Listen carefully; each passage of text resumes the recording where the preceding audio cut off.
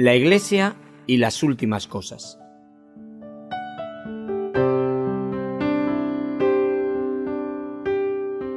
Un estudio expositivo sobre el fin de los tiempos a cargo del siervo de Dios, Loel Bruckner.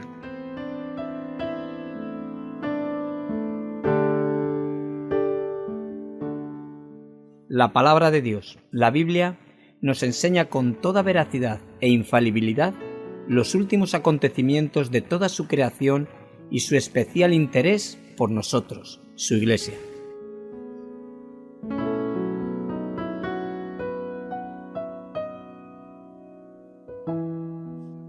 Entonces habrá señales en el sol, en la luna y en las estrellas, y en la tierra angustia de las gentes, confundidas a causa del bramido del mar y de las olas, desfalleciendo los hombres por el temor y por la expectación de las cosas que sobrevendrán en la tierra, porque las potencias de los cielos serán conmovidas. Entonces verán al Hijo del Hombre que vendrá en una nube con poder y gran gloria. Cuando estas cosas comiencen a suceder, erguíos y levantad vuestra cabeza, porque vuestra redención está cerca.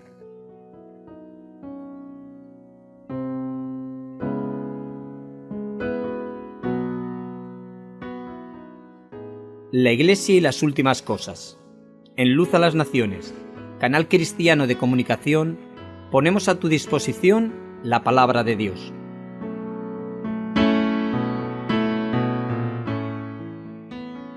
Síguenos a través de nuestros canales de Facebook y YouTube, que podrás encontrar en la página web www.fmradioluz.com.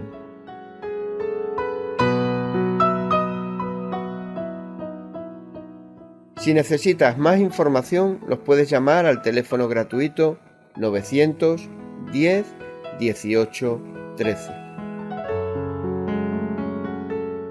La Iglesia y las últimas cosas. Mas el fin de todas las cosas se acerca. Sed pues sobrios y velad en oración.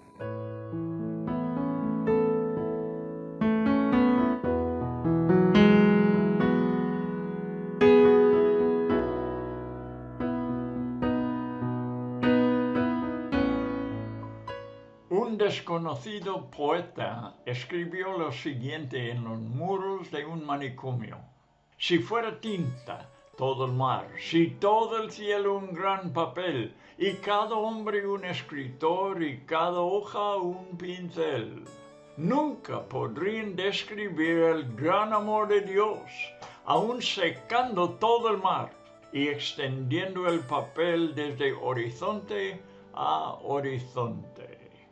Pues continuamos escribiendo y hablando, intentamos sentir y comprender. Es mejor sentir que hablar, de acuerdo, pero aun cuando los sentimientos hayan llegado a su límite, no habremos podido abarcar lo que es el amor de Dios.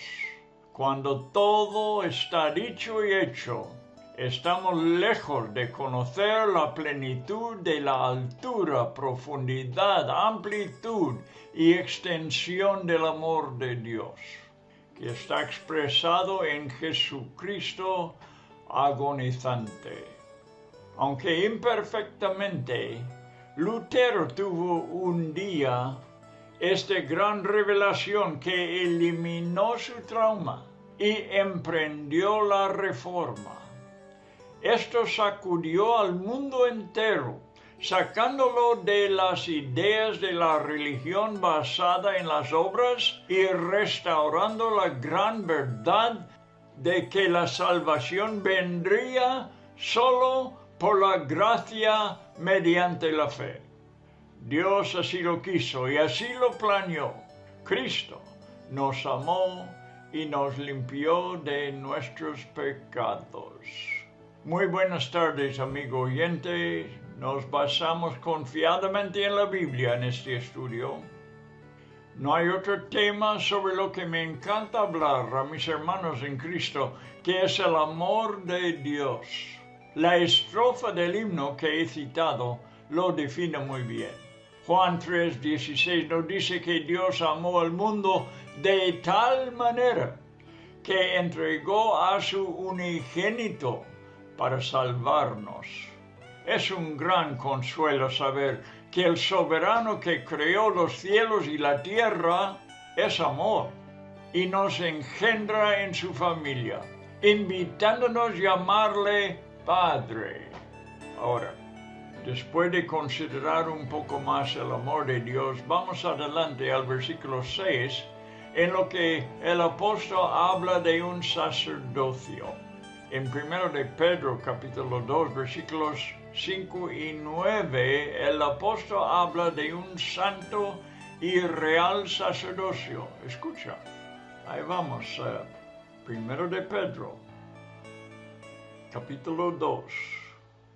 Versículo 5 dice, vosotros también, como piedras vivas, sed edificados como casa espiritual y sacerdocio santo, para ofrecer sacrificios espirituales aceptables a Dios por medio de Jesucristo. Y en versículo 9 dice, mas vosotros sois linaje escogido, real sacerdocio, nación santa, pueblo adquirido por Dios, para que anunciéis las virtudes de aquel que os llamó de las tinieblas a su luz admirable.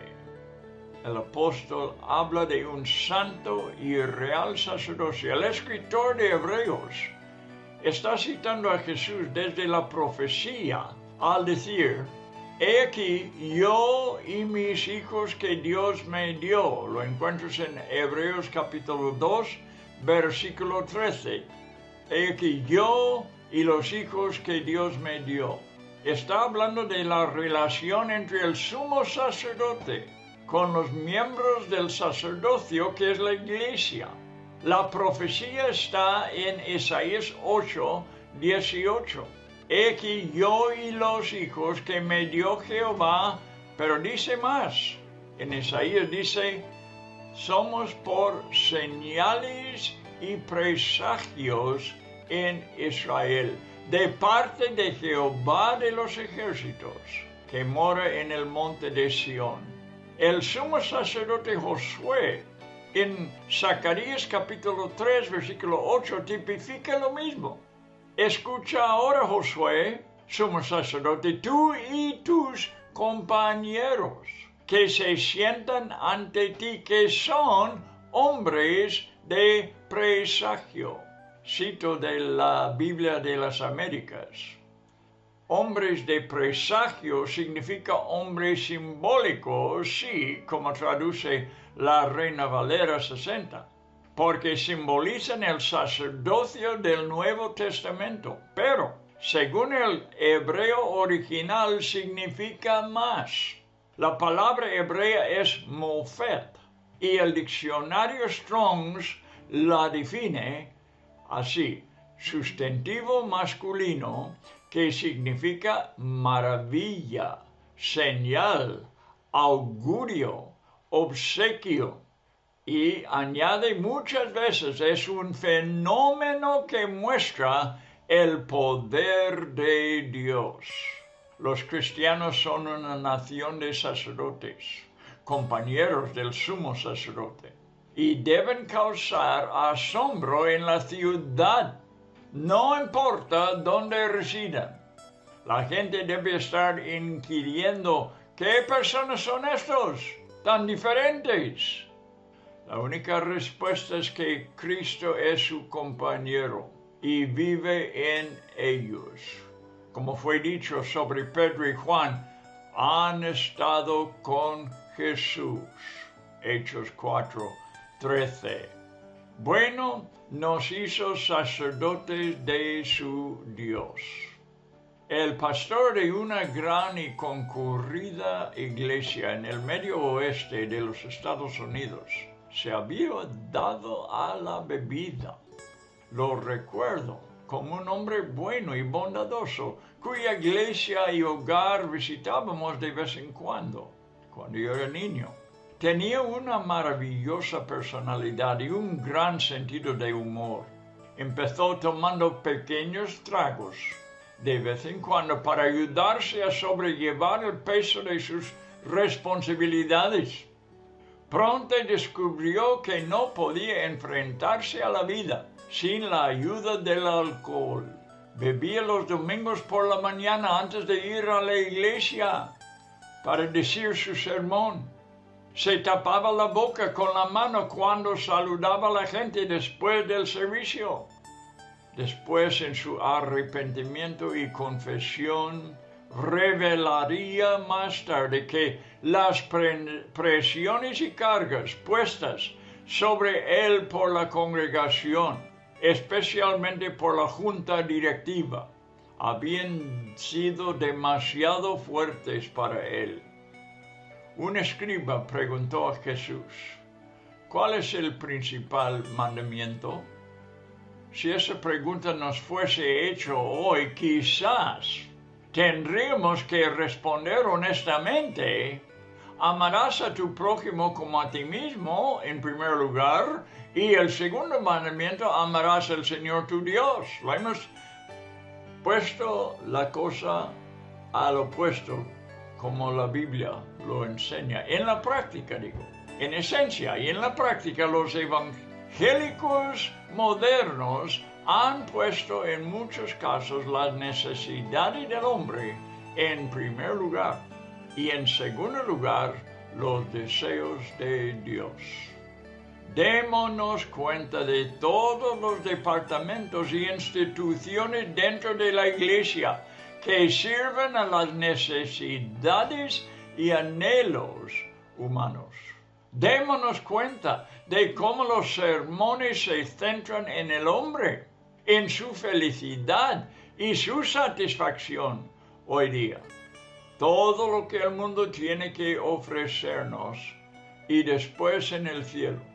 Esto tiende a satisfacer el carácter moralmente reprobable, más que a contrarrestarlo, y le da la vuelta a todo. Como resultado, y hablando en general, porque estoy hablando en general, no de todos, los hijos de los padres cristianos de hoy en día son más indisciplinados que nunca, y los jóvenes más rebeldes en la iglesia. Los adultos están ávidos de posesiones y placer, obsesionados por la seguridad y dispuestos al divorcio. Los ministros de la iglesia dan demasiada importancia a salarios y beneficios. Hombre, esto no debería ser así. Tú a lo mejor conoces casos donde es así. Te repito, estoy hablando en general de mucha de la iglesia, pero no de todas. No, Señor, gracias a Dios que Dios está conservando lo suyo todavía en la iglesia. Jesús no hizo nada que no hubiese visto y oído de su Padre. Su ministerio en la tierra fue parte de un plan glorioso, concebido en la mente de Dios, antes de que el mundo empezase. El conjunto de la creación fue hecho para su deleite.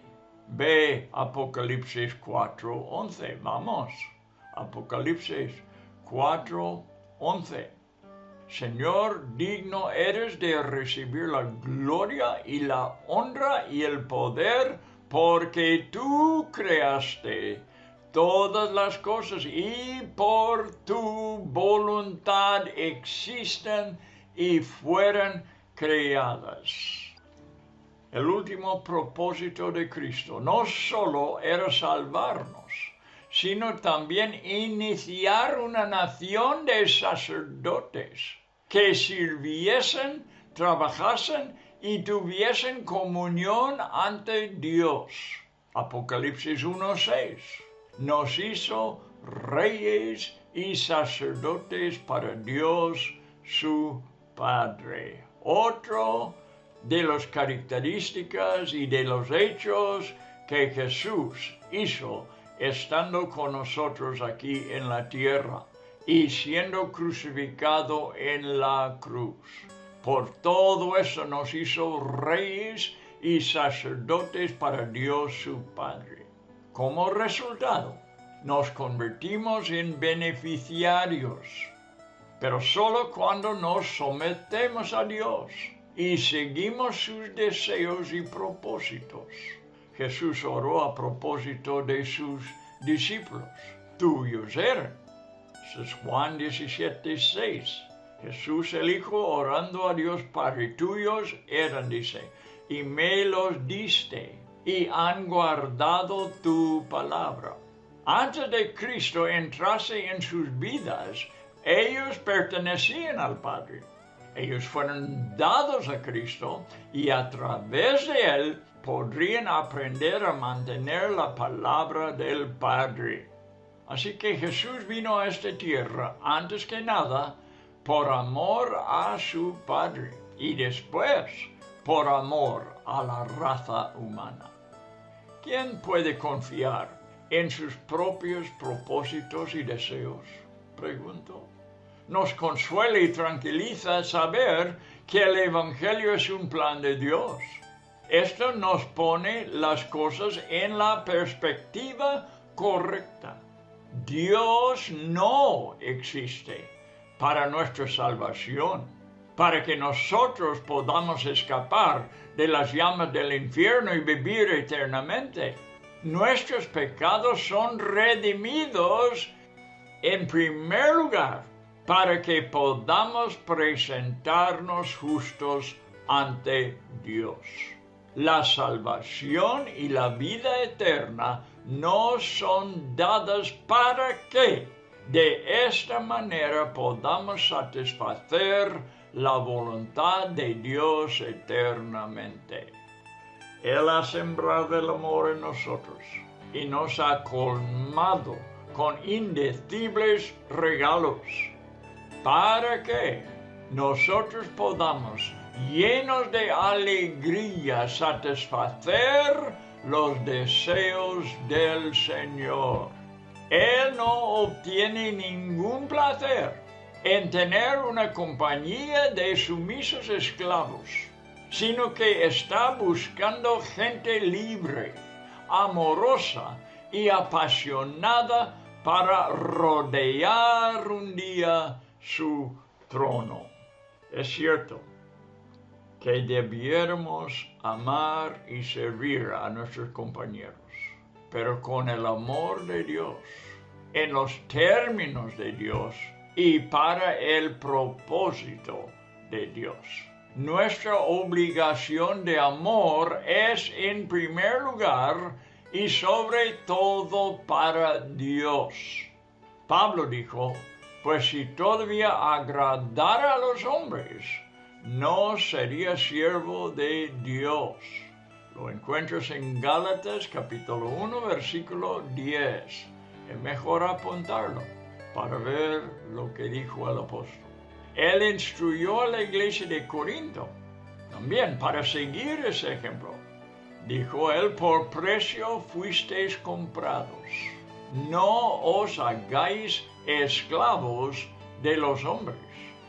1 Corintios 7:23. O sea, amamos a Dios en primer lugar. Y este amor de Dios sobrecoge nuestras vidas y extiende hasta la humanidad. Pero el amor en primer lugar es para Dios. Puesto que nosotros hemos de ser un reino de sacerdotes, como estamos aprendiendo, deberíamos tener un entendimiento básico de las condiciones de este sacerdocio y en los propósitos. Jesús en el Sermón del Monte estableció claramente cuáles deben ser nuestras máximas prioridades.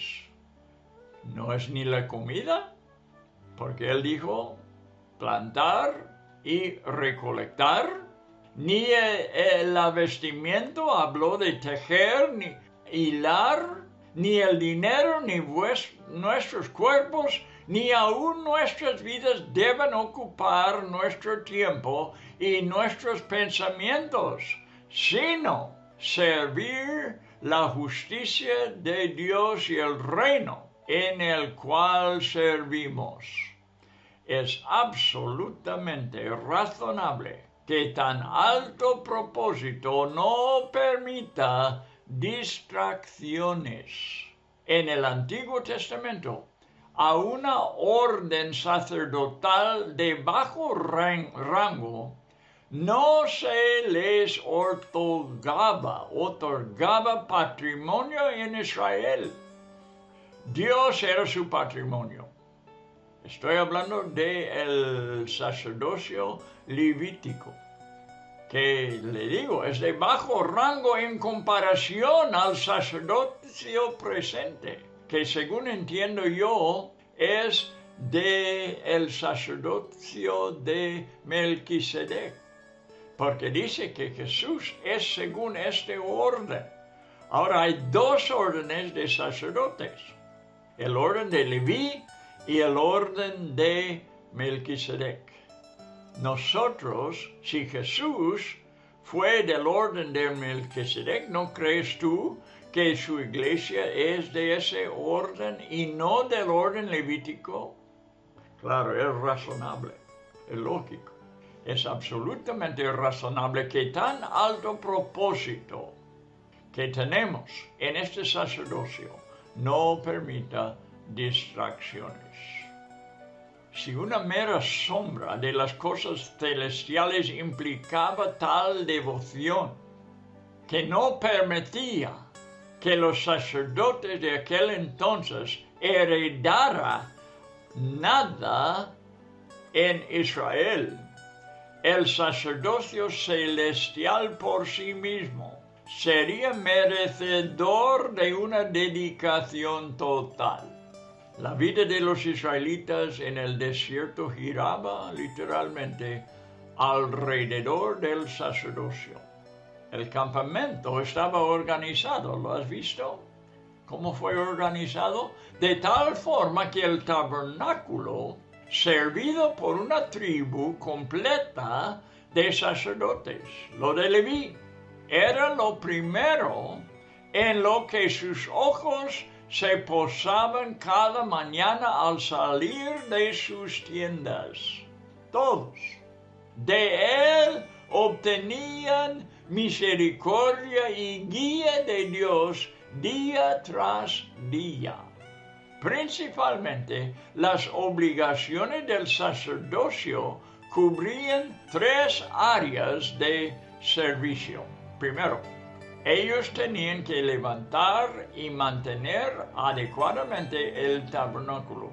Segundo, tenían que atender la purificación y las ofrendas. Tercero, estaban implicados en la adoración con relación a varias piezas de mobiliario interior. Todo esto tiene un significado para el sacerdote del Nuevo Testamento. Somos una raza de sacerdotes. A lo largo de su vida, el sacerdote debe establecer y mantener testimonio ante Dios y el hombre. Es un testimonio de Cristo en lo interior. Esto es lo que el sacerdote es en su persona. Y lo que es en su persona tiene más valor que las obras que él hace. El estado de ser vale más que los actos en el sacerdocio verdadero. Lo que tú eres, lo que Cristo ha hecho que seas, da mejor testimonio que cualquier acción o palabra que tú puedes pronunciar. En segundo lugar, el sacerdote de Dios está continuamente comprometido con agua y sangre, la sangre de Cristo y la purificación por el agua de la palabra. Su norma es la palabra de Dios. Su confianza es Cristo crucificado. Él predica su muerte sustitutoria y la necesidad que tiene el hombre de identificarse con su muerte. Él debe convertirse en un habilidoso en este trabajo, porque ello implica su propia posición ante Dios. Y este es el centro de su mensaje. Bien, tercer lugar, el mobiliario interior, que en el tabernáculo eran los candelabros, la mesa con el pan y el altar del incienso. Nos enseña que el sacerdote cristiano debe compartir únicamente las cosas que él ha experimentado personalmente en su interior. El aceite del Espíritu Santo es la fuente de la brillante luz. Da, pues, combustible a la lámpara. La brillante luz que revela la verdad al sacerdote. Y éste la reflejará poderosamente a los que sirven. Debe comer continuamente el pan de vida para compartirlo con otros. Debe arrodillarse ante el altar con incienso sagrado. Ningún sacerdote es más grande que su vida de oración. Debe experimentar la presencia de Dios en el santuario, en el nombre de Cristo y a través del Espíritu eterno. Bueno, estos símbolos del tabernáculo del Antiguo Testamento se aplica a la vida cristiana espiritualmente hoy en día. Este es el fin al cual el Cristo del Apocalipsis nos lleva, ser sacerdotes para nuestro Dios. Cada cristiano es un sacerdote. Esta es la obra para la que hemos sido llamados. Y nuestra única motivación debe ser dar gloria a Dios. A Él sea la gloria y el dominio por siempre jamás. Seguimos adelante. Estamos todavía en Apocalipsis 1 y estamos haciendo un estudio sobre la revelación de Jesucristo dado en este libro de Apocalipsis.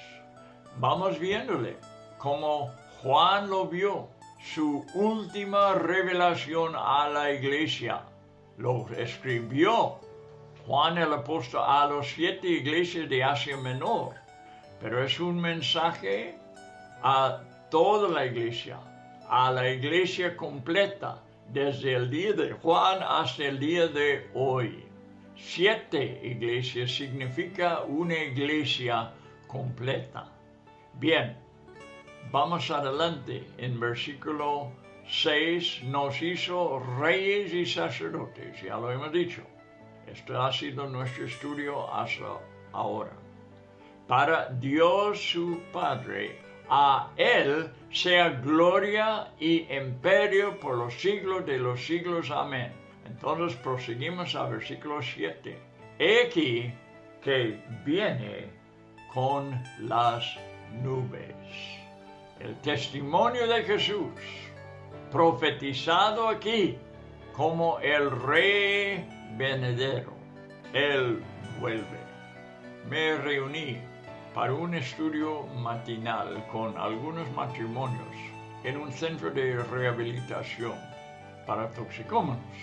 Mi lectura esa mañana fue de Juan 14 y la esencia de este estudio era que Jesús dijo a sus discípulos que Él volvería por ellos. Él quería que ellos estuviesen con Él para siempre. Su amor por vosotros, por nosotros, es enorme. Él vino por cada uno de nosotros en primer lugar.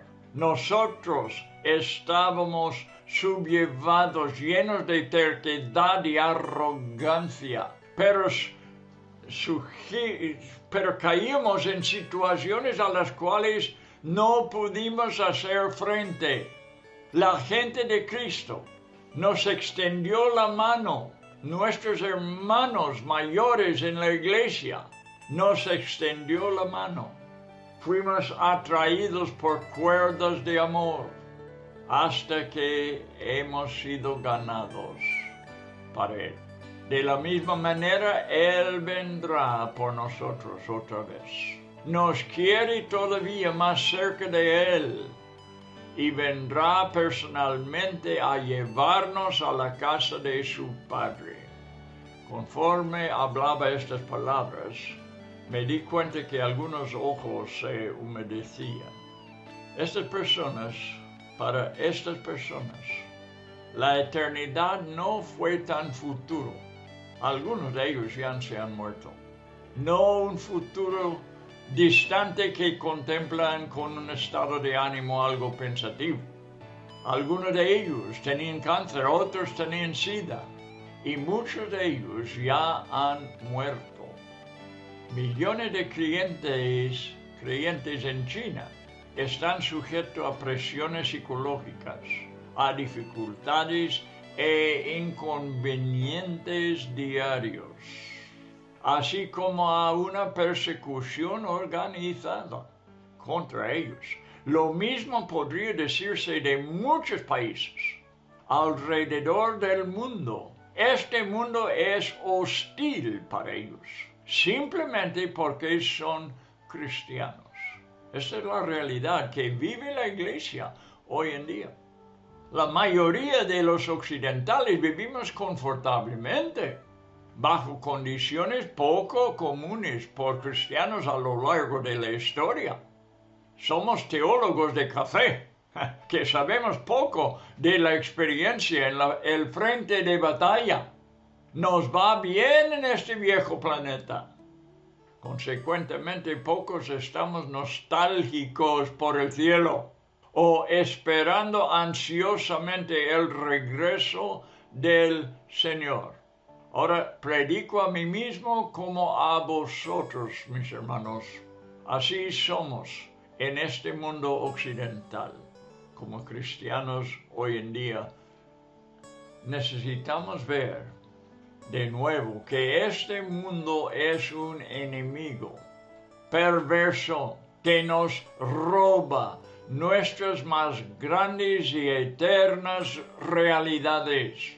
Yo creo que una visión del Cristo del Apocalipsis eliminaría las tentadoras ilusiones terrenales, barrería nuestra indiferencia y arrollaría nuestras almas con anhelos.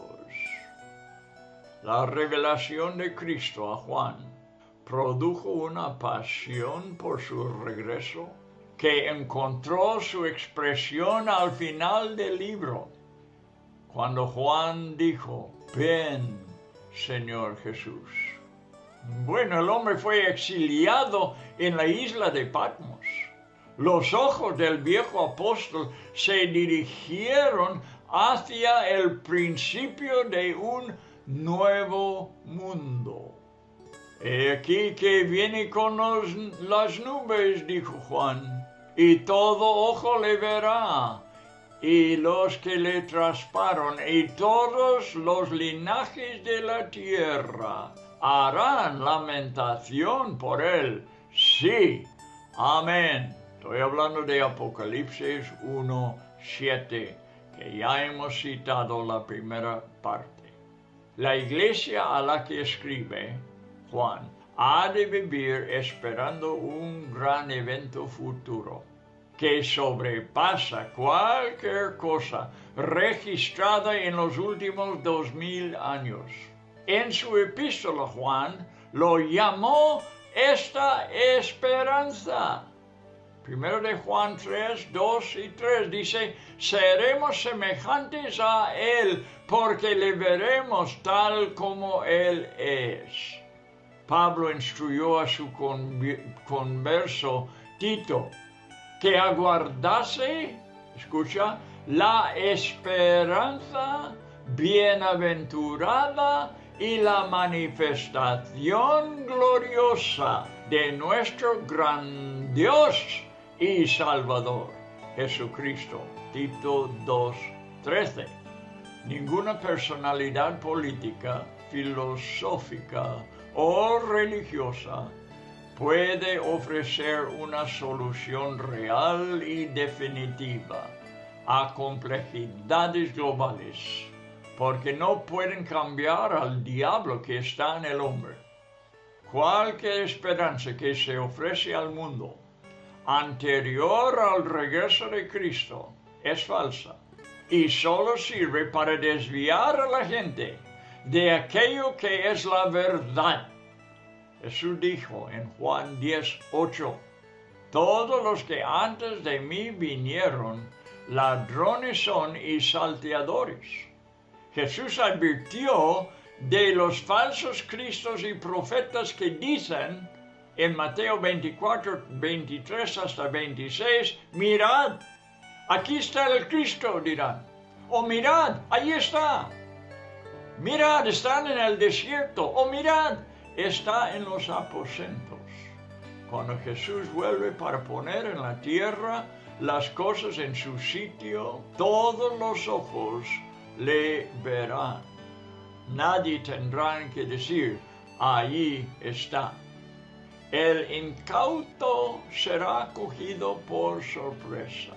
Los hijos del mundo siempre tienen el paso cambiado respecto al programa de Dios. El regreso de Cristo es imposible de predecir mediante leyes naturales o humanas.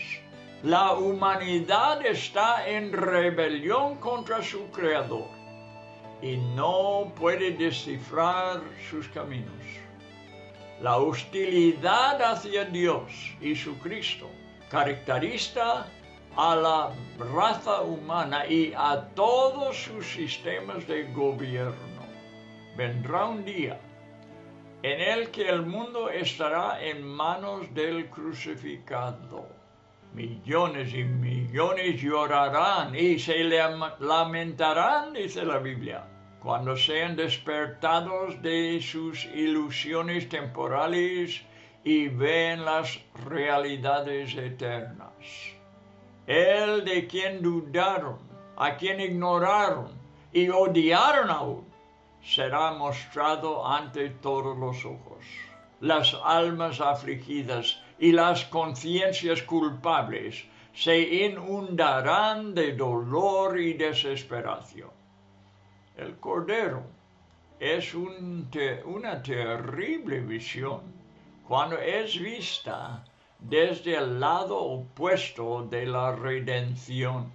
Reyes, presidentes, grandes intelectuales, generales, adinerados, atletas, esclavos y hombres libres clamarán porque las rocas y las montañas caigan sobre ellos.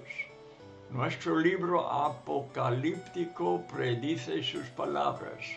Apocalipsis 6:16. Caed sobre nosotros y ocultadnos del rostro de aquel que está sentado sobre el trono y de la ira del Cordero. Ellos hablan de Jesús de Nazaret como el Cordero, el Cristo de Galilea, el que fue crucificado. Hay un relato en los evangelios en el que su ira fue mostrada. Entonces él hizo un látigo con pequeñas cuerdas y empuñándolo asaltó el templo, golpeando a diestra y siniestra. Los mercaderes cogieron su dinero y se dirigieron a la salida más cercana. Volcó mesas y esparció su contenido por los suelos. ¿Lo has leído, hermano? El Apocalipsis da la completa revelación de Cristo, quien ya no será tratado con falta de seriedad. El poder del trono, que mantiene a ángeles en actitud de reverencia, asumirá la autoridad sobre toda la tierra. El pecado no será tolerado. Todas las cuentas serán saldadas y la justicia reinará desde la salida hasta la puesta del sol. Cuando el corazón se dirige hacia Dios, no hay necesidad de estar aterrorizado por el Cordero. Eso sí, aquellos que realmente le adoran entienden la necesidad de su ira sobre un mundo de humanidad impenitente. Ellos lo entienden porque han investigado su propia naturaleza pecadora. Han experimentado el penoso descubrimiento de sus pecados e infamias ante un Dios santo e imponente. Cuanto más claro entendemos que merecemos la condenación, más gloriosos son los pensamientos acerca de la misericordia y gracia de Dios. Por eso estamos hablando aquí de una cosa positiva, no negativa. Cuando hablamos de reconocer nuestro pecado y nuestro corazón tan torcida y engañador. Lo voy a repetir lo que acabo de decir. Cuanto más claro entendemos que merecemos la condenación, más gloriosos son los pensamientos acerca de la misericordia y gracia de Dios que nos amó a pesar de nuestro pecado. Y Cristo murió no por los justos, sino por los pecadores, por los impíos, dice Romanos 5 hasta 8, por los enemigos también dice. Los que realmente adoran han aprendido la grandeza de la redención. Ellos no lo toman ligeramente, Ellos han sido transportados desde el umbral del infierno hasta el portal del cielo y transformados de la hedionda naturaleza de Adán en partícipes de la vida del Hijo de Dios. Me gusta la parte que han puesto en un himno que habla pues de la cruz de Cristo, ¿verdad? Y dice que de repente el infierno apareció, ¿verdad? Y esta horrorosa visión del infierno se cambia a la imagen de la cruz.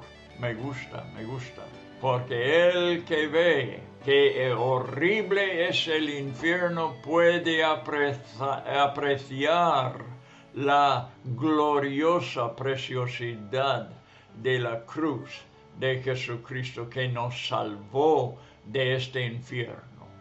Y nuestras alabanzas fluyen de corazones rotos.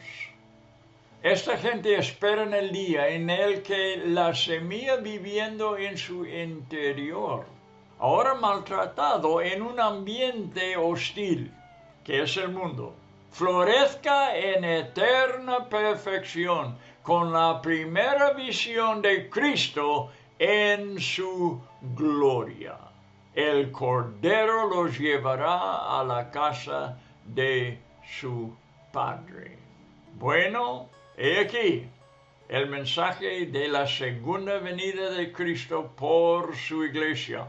Versículo 7. He aquí que viene con las nubes, y todo ojo le verá, y los que le traspasaron también, y todos los linajes de la tierra harán lamentación por él.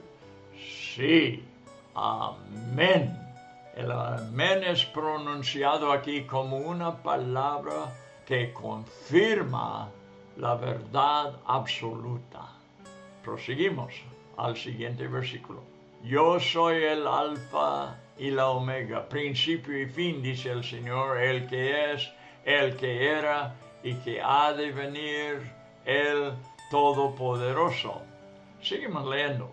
Versículo 9. Yo, Juan, vuestro hermano y copartícipe vuestro en la tribulación, en el reino y en la paciencia de Jesucristo, estaba en la isla llamado Patmos, por causa de la palabra de Dios y el testimonio de Jesucristo. Y estaba en el Espíritu en el día del Señor. Y oí detrás de mí una gran voz como de trompeta que decía, yo soy el alfa y la omega, el primero y el último. Escribe en un libro.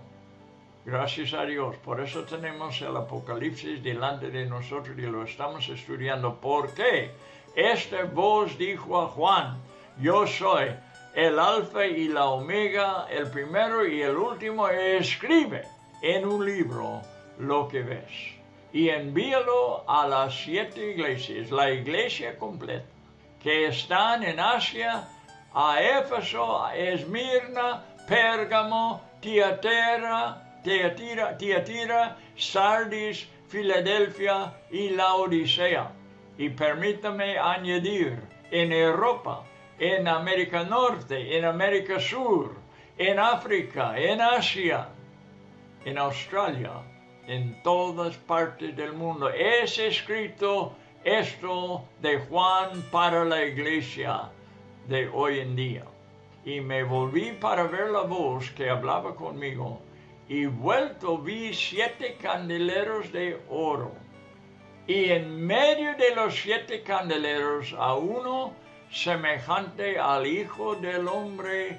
Ahora llegamos a lo que vamos a estudiar ahora. Versículo 13, capítulo 1.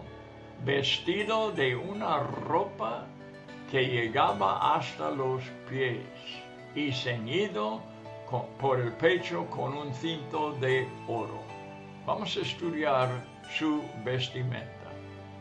Abundan las enseñanzas blasfemas sobre nuestro Señor en el llamado mundo cristiano, en el occidente.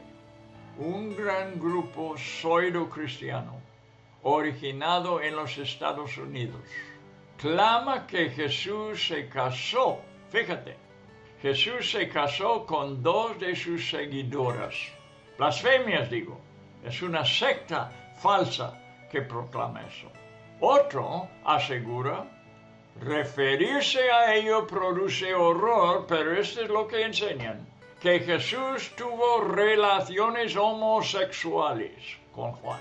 ¿Puedes imaginar tanta blasfemia? Me da pena aún decirlo, me da horror.